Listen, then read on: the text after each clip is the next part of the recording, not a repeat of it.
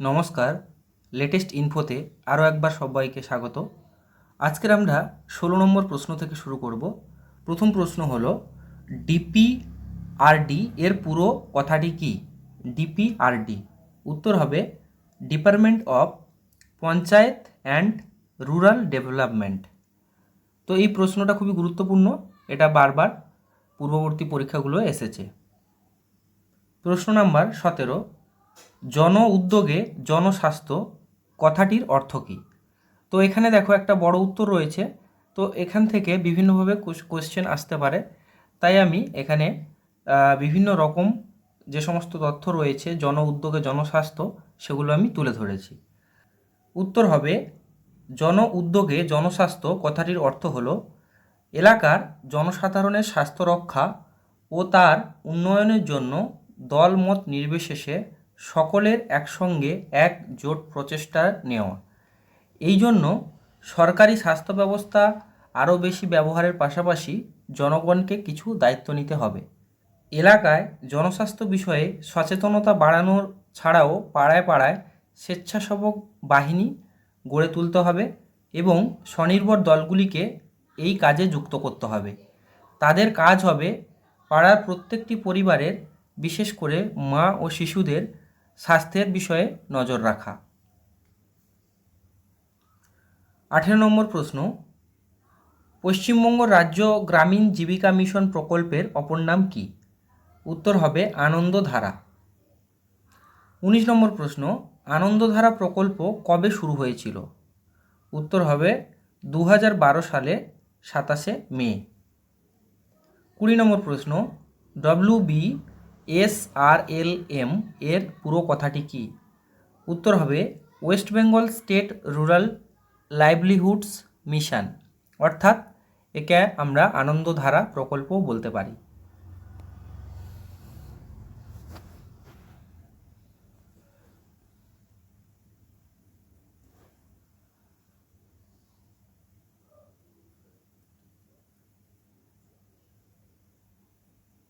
CIF এর পুরো কথাটি কি?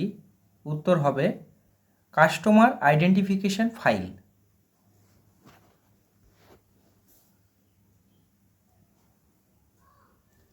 22 নম্বর প্রশ্ন, PMJJBY এর পুরো কথাটি কি? উত্তর হবে প্রধানমন্ত্রী জীবন জ্যোতি বীমা যোজনা। তো আরও কিছু ইম্পর্টেন্ট নোটস রয়েছে, সে সম্পর্কেও জানা দরকার, কারণ এখান থেকেও বিভিন্নভাবে প্রশ্ন আসার সম্ভাবনা রয়েছে। ভারতের কেন্দ্রীয় সরকার 9 মে 2015 প্রধানমন্ত্রী জীবন জ্যোতি বীমা যোজনা অর্থাৎ PMJJBY উদ্বোধন করেছে। এই প্রকল্পে 18 বছর থেকে 50 বছর বয়সের মানুষের জন্য মাত্র 436 টাকা দিয়ে 1 বছরের জন্য জীবন বীমা করা হয় এবং পলিসি ধারকের মৃত্যুতে 2 লক্ষ টাকার বীমা কভারেজ পাওয়া যায়। এই বীমা 1 বছরের জন্য বৈধ থাকে এবং প্রতি বছর এটি পুনর্নবীনকরণযোগ্য, অর্থাৎ প্রত্যেক বছর এটাকে রিনিউ করতে হবে। স্কিমটি ব্যাংক বা পোস্ট অফিস দ্বারা অফার করা হয় এবং জীবন বীমা কোম্পানির মাধ্যমে পরিচালিত হয়।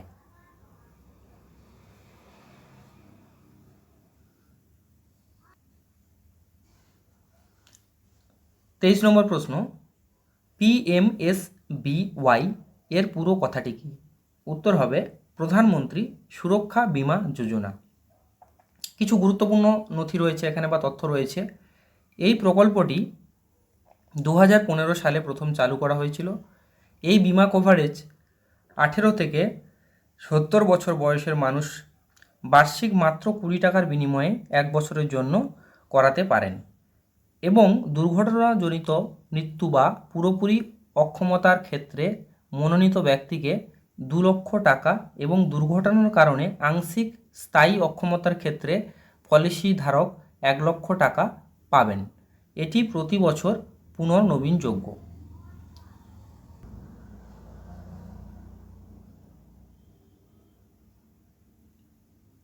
এখানে একটি বিষয় পরিষ্কার করে দেওয়া ভালো, PMJJBY এবং PMSBY এই দুটো স্কিম কিন্তু প্রায় একই রকমের, কিন্তু এর মধ্যে কিছু পার্থক্য রয়েছে। যেমন PMJJBY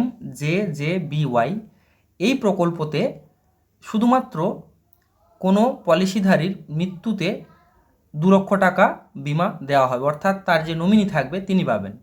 কিন্তু PMSBY এটা শুধুমাত্র দুর্ঘটনাজনিত মৃত্যু অথবা কোনো আংশিক যদি ড্যামেজ হয়, কারুর হাত পা ইত্যাদি বিকলাঙ্গ যদি হয়ে যায়, সেক্ষেত্রে কিন্তু বিমার কভারেজটা পাওয়া যাবে।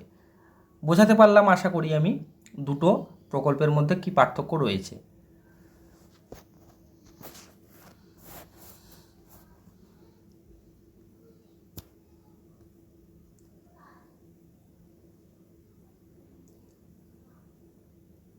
APY এর পুরো কথাটি কি? উত্তর হবে অটল পেনশন যোজনা। এখানেও কিছু গুরুত্বপূর্ণ বিষয় রয়েছে যেটা জানা দরকার।